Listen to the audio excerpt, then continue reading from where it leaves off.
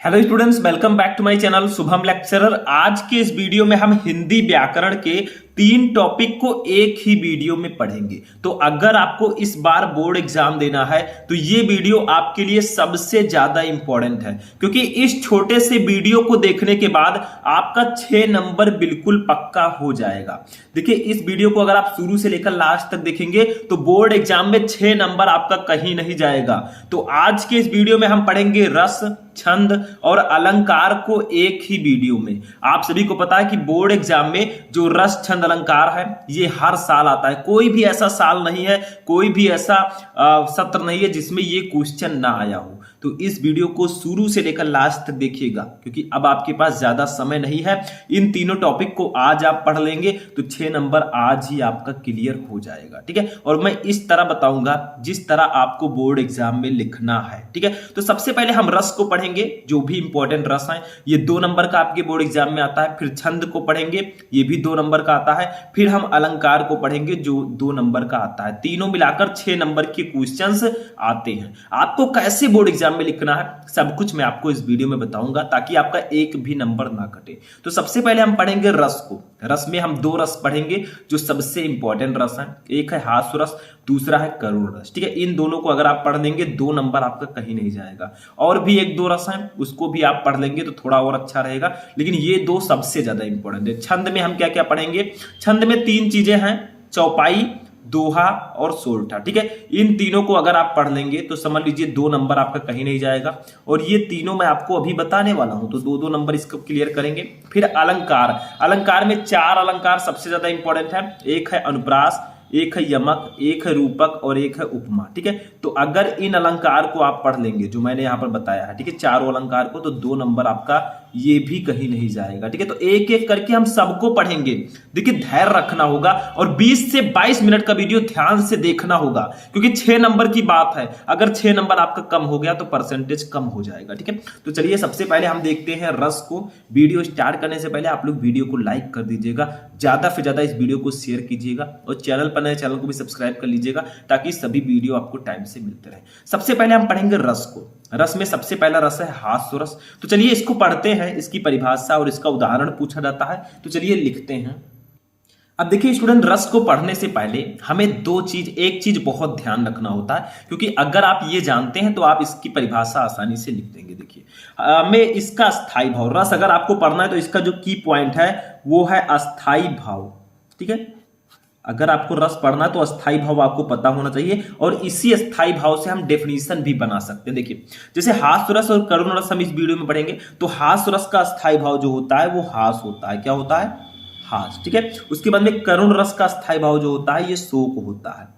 तो हास रस का अस्थाई भाव हास है, करुण रस का अस्थाई भाव शोक है। पहली बात तो ये आपको जानना है, क्योंकि ये इसके रीढ़ की हड्डी है। ठीक है, अब देखिए हास्य रस की परिभाषा कुछ ऐसे लिखेंगे। अगर आपको इसका अस्थाई भाव पता है तो आप इसकी परिभाषा आसानी से लिख सकते हैं। देखिए कैसे? हास्य रस का परिभाषा, हास्य रस का अस्थाई भाव हास है। पहली लाइन में हम अस्थाई भाव लिख देंगे, फिर लिखेंगे जब हास नामक अस्थाई भाव विभाव, अनुभव और संचारी भाव से संयोग करता है तो वह हास्य रस कहलाता है। अब देखिए सिंपल सा है, हास नामक अस्थाई भाव विभाव, अनुभव और संचारी भाव से संयोग करता है तो हास्य रस कहलाता है। ऐसे करुण रस का आपको लिखना है तो लिखेंगे करुण रस का अस्थाई भाव शोक है। जब शोक नामक, हास की जगह पर शोक कर देंगे, जब शोक नामक अस्थाई भाव विभाव, अनुभव और संचारी भाव से संयोग करता है तो हास करुण रस कहलाता है। ठीक है, ऐसे वीर रस का आपको लिखना हो तब भी आप लिख सकते हैं। वीर रस का अस्थाई भाव उत्साह है। जब उत्साह नामक अस्थाई भाव विभाव, अनुभव और संचारी भाव से संयोग करता है तो वीर रस कहलाता है। यानी कि सिर्फ आपको अगर पता है अस्थाई भाव तो आप आसानी से इसका डेफिनेशन लिख देंगे। लेकिन भैया डेफिनेशन से तो काम चलेगा नहीं, उदाहरण भी आपको लिखना होगा अगर 2 नंबर पूरे लेने हैं। तो हास्य रस का एक उदाहरण मैं समझाता हूं आप लोग। ठीक है, ये देखिए उदाहरण मैंने हेडिंग डाला और इसको लिखेंगे। देखिए, जो रंग बिरंगे पेन मैं यूज कर रहा हूं आपको बिल्कुल भी नहीं करना, नहीं तो बोर्ड एग्जाम में नंबर कट हो जाएगा। आपको ब्लैक एंड ब्लू पेन का यूज करना है। ठीक है, तो देखिए लिखेंगे नाना वाहन, नाना वाहन, नाना वेसा, ये इसका एग्जाम्पल है, नाना ना समझिएगा। ठीक है, विहसे, बिहसे, शिव समाज, शिव समाज, निज देखा, निज देखा, ठीक है। फिर लिखेंगे को मुखहीन, को मुखहीन, विपुल मुख, विपुल मुख, काहू, काहू, बिन पद, बिन पद कर, कर, को, बहुपद बाहु, यहां पर लिख देंगे बहुपद, बहुपद बाहु, ठीक है, बहुपद बाहु, ऐसे लिख देंगे, ठीक है। ये हमने लिख दिया। तो देखिए इसका एग्जांपल होगा नाना वाहन नाना वेशा बिहसे शिव समाज निज देखा, को मुखहीन विपुल मुख काहू, बिन पद कर को बहुपद बाहु, ठीक है। ये जो शिव जी का, जो शंकर भगवान हमारे हैं, उनके विवाह की ये पंक्तियां हैं। नाना वाहन नाना वेशा बिहसे शिव समाज निज देखा, को मुखहीन विपुल मुख काहू, बिन पद कर को बहुपद बाहु, ठीक है। ये एग्जाम्पल है। तो कुछ नहीं है इसमें, हमने परिभाषा लिखा, उदाहरण लिखा, 2 नंबर में और क्या लिखना है, कुछ नहीं, बस इतना बहुत है, ठीक है। तो हास्य रस का परिभाषा उदाहरण समझ में आ गया। अब चलिए करुण रस का देखते हैं, ठीक है। अब देखिए स्टूडेंट, नेक्स्ट हेडिंग हमारा होगा करुण रस। करुण रस में कैसे लिखेंगे परिभाषा देखिए। करुण रस का स्थायी भाव शोक है। जब शोक नामक स्थायी भाव विभाव, अनुभाव और संचारी भाव से संयोग करता है, तब करुण रस की निष्पत्ति होती है। देखिए उसी तरह आपको लिखना है, बस स्थायी भाव बदल देना है कि करुण रस का स्थायी भाव शोक है। जब शोक नामक स्थायी भाव विभाव, अनुभाव और संचारी भावों से संयोग करता है, तब करुण रस की उत्पत्ति होती है। बस हो गया। अब इसका भी उदाहरण एक हेडिंग डाल देंगे सुंदर सा, क्योंकि जितना प्यारा, जितना अच्छा आप लिखेंगे एग्जामिनर उतने ही प्यार से नंबर आपको देगा। ले भैया ले जा, 2 नंबर, 1 नंबर भी नहीं काटेगा। बस राइटिंग अच्छी होनी चाहिए, ऐसा नहीं कि आप गोद गाद कर चले आए, ठीक है, कट करके। कटिंग बिल्कुल भी नहीं होना चाहिए, ठीक है। ये आप घर पर नहीं लिख रहे हैं, बोर्ड एग्जाम की कॉपी लिखेंगे, ठीक है। तो क्यों छलक रहा दुख मेरा, दुख मेरा, उषा की, उषा की मृदु पलकों में, मृदु पलकों में हाँ उलझ रहा, हाँ उलझ, ठीक है, ऐसे लिखेंगे, हाँ उलझ रहा सुख मेरा, सुख मेरा, संध्या की, संध्या की घन अलकों में, घन अलकों में, ठीक है। तो देखिए कैसा लिखा मैंने, क्यों उलझ, क्यों छलक रहा दुख मेरा, उषा की मृदु पलकों में, हाँ उलझ रहा सुख मेरा, संध्या की घन अलकों में। देखिए जैसे मैंने लिखा है ऐसे ही आपको भी लिखना है, प्यारा सा, सुंदर सा। मेरी राइटिंग कम सही है, आपकी राइटिंग और अच्छी होगी, आप और अच्छे से लिखिए, खुद को अच्छा प्रेजेंट कीजिए, ठीक है, क्योंकि आप बोर्ड एग्जाम की कॉपी लिख रहे हैं, कोई खेल नहीं है। तो ऐसे लिखेंगे, आपको 2 नंबर पूरा एग्जामिनर देगा। तो देखिए इसका हमने परिभाषा बता दिया, उदाहरण बता दिया। दोनों रस तैयार कर लीजिएगा, जो एक आध रस और बचता है उसको भी तैयार कर लीजिएगा, ठीक है, क्योंकि वो भी इंपॉर्टेंट है। अब चलिए हम चलते हैं छंद पर, क्योंकि रस छंद अलंकार सभी को पढ़ेंगे। अब हम पढ़ेंगे छंद, फिर हम पढ़ेंगे अलंकार, ठीक है। तो चलिए देखते हैं। अब देखिए स्टूडेंट, हम चलिए देखते हैं छंद को। छंद में मैंने बताया 3 छंद सबसे ज्यादा इंपॉर्टेंट है। एक है चौपाई, दूसरा है दोहा, सोरठा, ठीक है, ऐसे तीनों हैं। तो पहले हम पढ़ेंगे चौपाई को, 2 नंबर इसका भी क्लियर करेंगे। तो देखिए चौपाई क्या है। चौपाई सममात्रिक छंद है, इसमें 4 चरण होते हैं और प्रत्येक चरण में 16-16 मात्राएं होती हैं। यानी कि चौपाई जो है ये एक सममात्रिक छंद है, इसमें समान मात्राएं होती हैं, ठीक है। इसमें 4 चरण होते हैं और प्रत्येक चरण में 16-16 मात्राएं होती हैं। अब भैया बोलने से तो समझ में आएगा नहीं, कुछ एग्जाम्पल तो देना पड़ेगा, उदाहरण, ठीक है। तो ऐसे हम हेडिंग डालेंगे सुंदर सा उदाहरण और लिखेंगे यहां पर, क्या लिखेंगे देखिए, बंदव गुरुपद, देखिए ऐसे लिखेंगे ताकि एग्जाम गिन सके हम मात्राओं को, ठीक है। तो बंदव गुरु पद, पदुम परागा, ठीक है, ऐसे लिखे हम। अब सुरुचि, सुरुच, सुवास, सुवास, सरस, अनुरागा, अनुरागा, रागा। देखिए थोड़ा और अच्छे से आप लिखने का प्रेजेंट खुद को अच्छे से कीजिएगा, ठीक है, अनुरागा। अब हम लोग क्या लिखेंगे, अमीय मोरिमय, थोड़ा नीचे लिखेंगे क्योंकि मात्राएं भी हमें गिनना है, तो यहां पर लिखेंगे अमीय मोरिमय, मोरिमय चूरन चारू, चूरन चारू, ठीक है, समन सकल, समन सकल भव रुज परिवारु, परिवारु, ठीक है।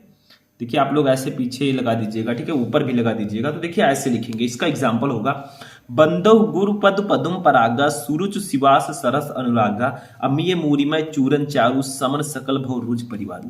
अब बहुत सारे हमारे स्टूडेंट कहेंगे अरे सर जी कोई जरूरी है कि हम यही वाला एग्जाम्पल लिखें? देखिए जितने भी टॉपिक मैं बता रहा हूं, चाहे रस हो, चाहे छंद हो, चाहे अलंकार हो, इसके कई एग्जाम्पल्स होते हैं। आप दूसरा भी लिख सकते हैं, जैसे मैंने चौपाई का ये एग्जाम्पल ले लिया, अब आपने दूसरा याद कर रखा तो आप उसको लिखिए। सेम चीज कोई जरूरी नहीं है, मैं बता रहा हूं, मैं एक ही एग्जाम्पल लूंगा, आपको जो अच्छा लगे, जो आपको पता वो आप लिख सकते हैं। देखिए बंदो, इस पर बंद ऊपर बिंदी लगी है, 2 मात्रा यहां पर। दा अकेला है, इस पर 1 मात्रा। ये बड़ा ऊपर भी 1 मात्रा। गा पर छोटू का मात्रा है, छोटाऊ का तो 1 होगा। रा पर छोटाऊ का है तो 1 होगा। पा पर खाली जो होगा उस पर 1 होगा। केवल जो है उसके 1 होगा। दा पर छोटाऊ का मात्रा, इसमें भी 1। देखिए रा पर बड़ा आ का मात्रा है तो यहां पर 2 लिया जाएगा। गा पर भी 2 लिया जाएगा। तो देखिए कितने हैं, हर चरण में 16 मात्राएं होंगी। तो देखिए 2, 1, 3, 1, 4, 1, 5, 1, 6, 1, 7, 1, 8, 1, 9, 1, 10, 11, 12, 2, 14, 2, 16, ठीक है। इसमें देखिए 1, 1, 2, 1, 3, 1, 4, 2, 6, 1, 7, 1, 8, 1, 9, 1, 10, 1, 11, 1, 12, 2, 14, 2, 16, ठीक है। अब मुझे गिनना आ गया, मैं बहुत जल्दी जल्दी गिन रहा हूं, आप भी गिनिए जल्दी जल्दी, ठीक है। अब देखिए इसमें कितना होगा, 1, 2, 3, 2, 5, 1, 6, 1, 7, 1, 8, 2, 10, 1, 11, 1, 12, 2, 14, ठीक है, और 2, 16। इसमें भी 16 हो गया, ठीक है। एक और है इसमें, देखिए 4th वाला, इसमें 1, 2, 3, 4, 5, 6, 7, 8 और 9, 10, 11, 12, 13, 14, 15, 16, ठीक है। तो इसमें हर एक चरण जो होगा उसमें 16 मात्राएं होंगी, यानी कि लगभग 16 मात्राएं, ठीक है। तो इसका एग्जाम्पल हो गया। इसकी मात्राएं कैसे गिनते हैं वो भी मैंने आपको बता दिया। बंदो गुरुपद पदम परागा सुरुच शिवास तरस अनुरागा अमीय मूरिमय चूरन चारु समन सकल भवरुच परिवार, ठीक है, एग्जाम्पल होगा इसका। तो ऐसे आपको मात्राएं गिनना है, क्योंकि इसमें दिया गया था कि प्रत्येक चरण में 16 मात्राएं होती है, ठीक है। तो मैंने यहां पर बता दिया, इस तरह से आपको इसमें लिखना होता है, ठीक है। एग्जाम्पल भी मैंने बता दिया, मात्राएं कैसे गिनते हैं वो भी बता दिया, ठीक है। तो ये हो गया आपका चौपाई। चलिए नेक्स्ट देखते हैं क्या है चौपाई के बाद। अब देखिए नेक्स्ट हमारा है दोहा। दोहा तो सभी को पता होगा, बहुत सारे लोग दोहा पढ़े भी होंगे कई प्रकार से, ठीक है। बहुत सारे दोहे के एग्जाम्पल हैं। तो देखिए इसका क्या होगा, दोहा में क्या होता है, दोहा अर्ध सममात्रिक छंद है, ठीक है। यानी कि इसमें हर चरण में समान मात्राएं नहीं होंगी, किसी में 13, किसी में 11, ठीक है। तो दोहा अर्ध सममात्रिक छंद है, इसमें 4 चरण होते हैं। इसके पहले और तीसरे चरण में 13 मात्राएं और दूसरे तथा चौथे चरण में 11 मात्राएं होती हैं। इसमें थोड़ा डिफरेंट होगा, 4 चरण इसमें भी होंगे, बट इसमें डिफरेंस क्या है, पहले और तीसरे में 13, दूसरे और चौथे में 11 मात्राएं होंगी, ठीक है। तो इसका भी एग्जाम्पल हम देखेंगे, एग्जाम्पल से ही समझ में आएगा। तो यहां पर एग्जाम्पल लिखेंगे, उदाहरण, ठीक है। ऐसे आपको हेडिंग डालना है, वहां पर आपको ब्लैक से डालना होगा, ठीक है। तो देखिए यहां पर क्या लिखेंगे, ब्लैक पेन से लिखते हैं, मेरी भव बाधा, शायद आपने पढ़ा हो, मेरी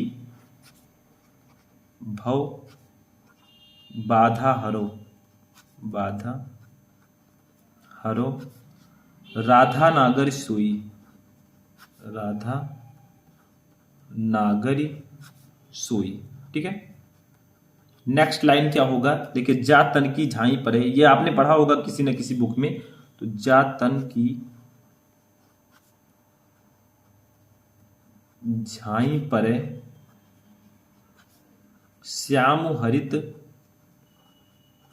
श्याम हरित दुति होई, क्या होगा, होई, ठीक है। ये आपका हो गया। तो देखिए इसका एग्जाम्पल क्या होगा, मेरी भव बाधा हरो राधा नागर सोई, जा तन की झाई परे श्याम हरित दुत होई। तो कोई जरूरी नहीं कि आप सेम टू सेम यही एग्जाम्पल लिखें, ठीक है। आप दूसरा भी लिख सकते हैं, बस ये है कि दोहा का एग्जाम्पल होना चाहिए, उसमें जो मात्राएं हैं वो सही सही होना चाहिए, उसको गिनना भी आपको बताना है, ठीक है। तो देखिए मां पर 1 मात्रा 2, इसका लेंगे 2, 2, 4, 1, 5, 1, 6, 2, 8, 2, 10, 11 2 13। तो पहले चरण में 13 हो गई, तीसरे में भी 13 होना चाहिए। तो देखिए 2 1 3 1 4 2 6 2 8 2 10 11 2 13। तो पहले और तीसरे चरण में 13 13 हो गई, दूसरे और चौथे में 11 11 होंगी। देखिए 2 2 4 2 6 1 7 1 8 2 10 1 11, ठीक है 11 हो गया। इसमें देखिए 2 1 3 1 4 1 5 1 6 1 7 1 8 2 10 1 11, ठीक है। तो इसके क्या होगा, दोहा में पहले एवं तीसरे चरण में 13 13 मात्राएं, दूसरे एंड चौथे चरण में 11 11 मात्राएं होंगी। ये होगा आपका दोहा, ठीक है। ऐसे अभी सोरठा जब हम पढ़ेंगे तो उसके पहले और तीसरे चरण में 11 11 होंगी, दूसरे एवं चौथे चरण में 13 13 होंगी, यानी कि इसका सेम उल्टा होगा, ठीक है, जो हमारा होगा सोरठा। चलिए उसको भी देखते हैं। अब देखिए नेक्स्ट जो हमारा है ये है सोरठा, ठीक है। इसमें क्या होता है, इसमें सेम उल्टा होता है दोहा का। देखिए सोरठा भी अर्ध सममात्रिक छंद है, इसमें 4 चरण होते हैं। इसके पहले और तीसरे चरण में 11 11 मात्राएं तथा दूसरे और चौथे चरण में 13 13 मात्राएं होती हैं। तो देखिए सेम टू सेम जो दोहा है उसका उल्टा होता है। उसमें पहले और तीसरे चरण में 13 13 थी, इसमें पहले और तीसरे चरण में 11 11 होंगी, ठीक है। उसमें दूसरे और चौथे में 11 11 थी, इसमें 13 13 होंगी, यानी कि सेम जो है उल्टा होगा उसका, ठीक है। इसका एग्जांपल देखते हैं। यहां पर आप एक लाइन और बढ़ाकर लिख सकते हैं, यह दोहे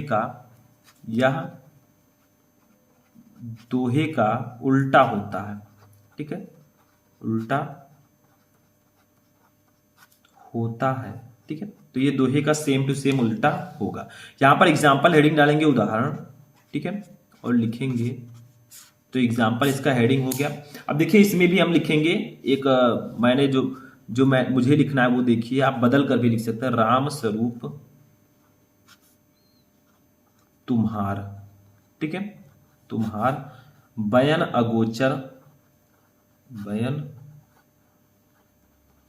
अगोचर बुद्धि पर, ठीक है, बुद्धि पर।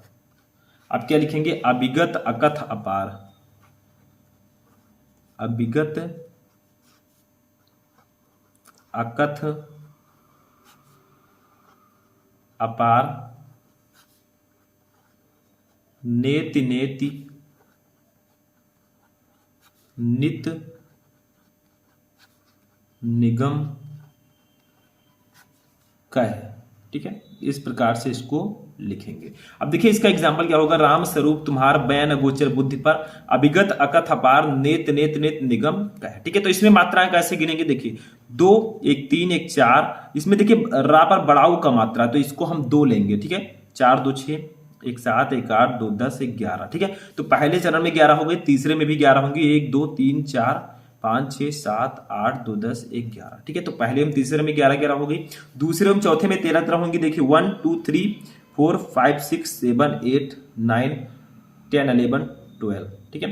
ये आपका हो गया 13, ठीक है। तो इसमें 13 हो गई, 1 2 3 4 2 6 1 7 1 8 2 10 1 11 1 12 1 13, ठीक है। और इसमें देखिए 2 1 3 2 5 1 6 1 7 1 8 1 9 1 10 1 11 1 12 1 13, ठीक है। तो इसमें क्या होगा, पहले हम तीसरे चरण में 11 11 होंगी, दूसरे हम चौथे चरण में 13 13 मात्राएं होंगी, ठीक है। तो ये आपका होगा सोरठा। तो ये दोहे का उल्टा होता है, इसमें भी कुछ नहीं है, बस आपको एग्जाम्पल्स याद रखना है और ये याद रखना है कि किसमें कितना होता है, नहीं तो आप उल्टा लिख दें। दोहा में पहले हम तीसरे चरण में 13 13 11 11 लिख दें, ठीक है। तो ऐसा बिल्कुल नहीं करना है, इसमें जो मात्राएं हैं वो आपको सही सही पता होना चाहिए, ठीक है, नहीं तो आप उल्टा भी लिख सकते हैं। तो ये आपका हो जाएगा सोरठा, ठीक है। चलिए नेक्स्ट देखते हैं जो कि अलंकार। तो इसमें मैंने बताया था मैं आपको 3 बताऊंगा छंद में, दोहा सोरठा चौपाई, ठीक है, तीनों मैंने बता दिया। अब चलिए देखते हैं अलंकार में क्या क्या इंपॉर्टेंट है, क्योंकि तीनों को हमें पढ़ना है। 4 नंबर आपका क्लियर हो चुका है। चलिए अलंकार देखते हैं। तो देखिए यहां पर हेडिंग डालेंगे अलंकार, ठीक है। इसमें क्या इंपॉर्टेंट है, तो सबसे पहला मैंने 4 आपको बताया था, अनुप्रास यमक रूपक उपमा, ठीक है। तो इसमें सबसे पहले हम पढ़ेंगे अनुप्रास अलंकार। इसको तो आप बहुत पहले से ही पढ़ते आ रहे हैं, ठीक है। अनुप्रास अलंकार क्या होता है, देखिए वह अलंकार जिसमें समान वर्णों की बार बार आवृत्ति हो अनुप्रास अलंकार कहलाता है। यानी कि ऐसा अलंकार जिसमें जो समान वर्ण है, कोई भी वर्ण हो, जैसे चा हो या फा हो, ठीक है, उसकी बार बार आवृत्ति हो, वो अनुप्रास अलंकार होगा। इसका एग्जाम्पल देखते हैं। तो यहां पर हेडिंग डालेंगे उदाहरण, ठीक है। इसमें हम क्या लिखेंगे, देखिए चारु चंद्र की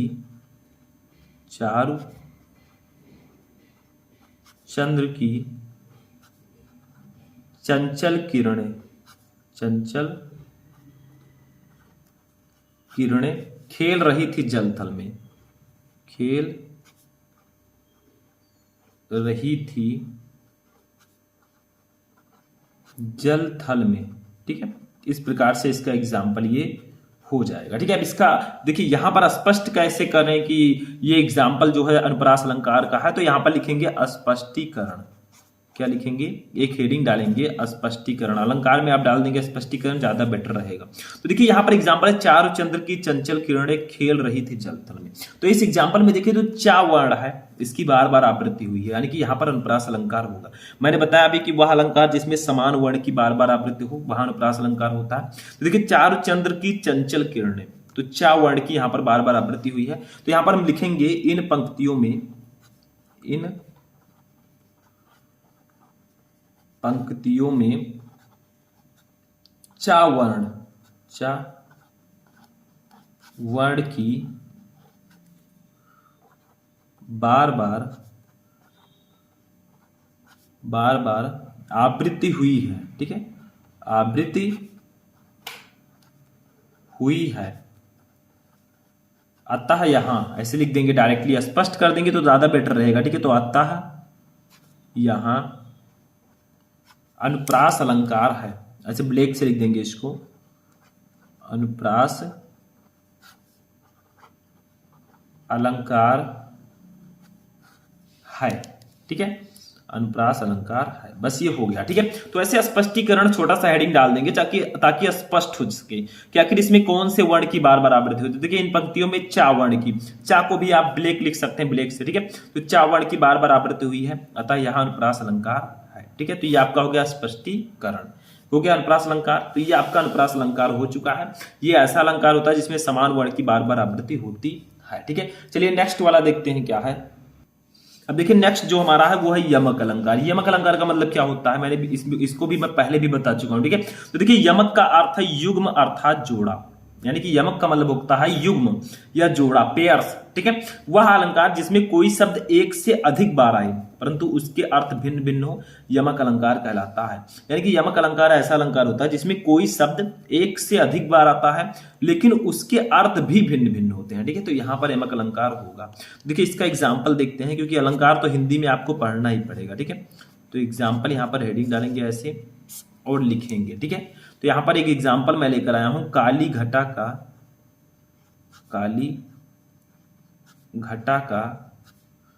घमंड घटा, ठीक है। नभ मंडल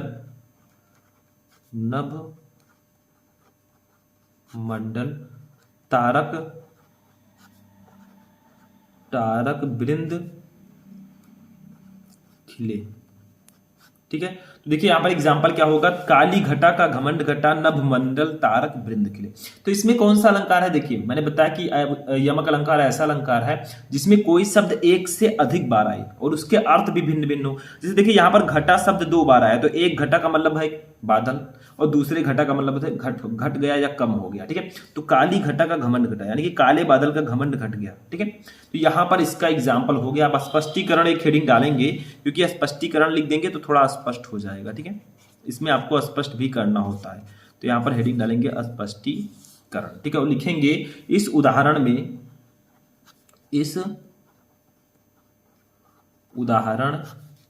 में घटा, यहां पर ऐसे ब्लैक पेन से लिखेंगे ताकि ये हाईलाइट रहे, ठीक है। घटा शब्द दो बार आया है और दोनों स्थानों पर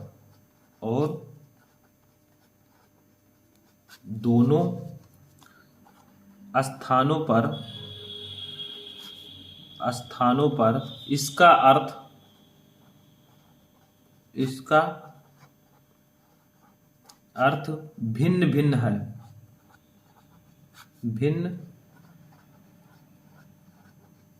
है, ठीक है। मतलब क्या होगा, इसका अर्थ भिन्न भिन्न का मतलब देखिए सबसे पहला जो घटा है इसका अर्थ क्या है, दोनों को ऐसे स्पष्ट कर देंगे, ठीक है। पहले घटा का अर्थ है बादल, ठीक है। और दूसरे घटा का अर्थ क्या है, ऐसे लिख देंगे घटा, ठीक है। दूसरे का अर्थ है घट गया या कम हो गया, ठीक है। तो इस प्रकार से हम लिख देंगे। तो यहां पर एग्जाम्पल क्या था, डेफिनेशन, वह अलंकार जिसमें कोई शब्द एक से अधिक बार आए परंतु उसके अर्थ भिन्न भिन्न हो, यमक अलंकार कहलाता है। ठीक है, एग्जाम्पल में काली घटा का घमंड घटा, नभमंडल तारक वृंद खिले। इस उदाहरण में घटा शब्द 2 बार आया है और दोनों स्थानों पर इसका अर्थ भिन्न भिन्न है। पहले घटा का अर्थ है बादल, दूसरे का अर्थ घट गया या कम हो गया। ठीक है, तो यहां पर आपका होगा यमक अलंकार। ठीक है, समझ में आ गया। चलिए नेक्स्ट क्वेश्चन देखते हैं। अब देखिए नेक्स्ट जो हमारा है यह है रूपक अलंकार। ठीक है, रूपक अलंकार का मतलब क्या होता है, इसमें भी लगभग वैसे है। देखिए, जहां उपमेय में उपमान का अभेद रूप से आरोप किया जाए वहां रूपक अलंकार होता है। यानी कि जहां उपमेय में उपमान का, ठीक है, अभेद रूप से आरोप किया जाए वहां रूपक अलंकार होगा। लेकिन यहां पर यह जानना जरूरी है कि उपमेय और उपमान क्या है। ठीक है, तो यहां पर ऐसे लिख देंगे उपमेय और नीचे लिख देंगे उपमान। ठीक है, तो देखिए उपमेय का मतलब होता है जिसकी तुलना की जाए, जिसकी तुलना की जाए। ठीक है, ये उपमेय होगा। उपमान का मतलब क्या होगा, जिससे तुलना की जाए, जिससे तुलना की जाए। ठीक है, तो उपमेय का मतलब होगा जिसकी तुलना की जाए, उपमान का मतलब होगा जिससे तुलना की जाए। ठीक है, उदाहरण समझते हैं। तो यहां पर उपमेय में उपमान का अभेद रूप से आरोप होगा, तो उदाहरण यहां पर हेडिंग डालेंगे ऐसे, और इसका एग्जाम्पल क्या लिखेंगे। देखिए, इसका एग्जाम्पल होगा चारु चरण कमल, चरण कमल बंदो हरि राई। ठीक है, हरि राई, तो इसका एग्जाम्पल हो जाएगा चरण कमल बंदो हरि राई। तो यहां पर भी आप चाहें तो स्पष्टीकरण लिख सकते हैं। ठीक है, स्पष्टीकरण। ठीक है, तो देखिए इस उदाहरण में देखिए चरण कमल बंदो हरि राई, यानी कि जो श्री कृष्ण जी के कमल हैं वो चरण जो हम कमल के समान, उनके जो पैर हैं वो कमल के समान है।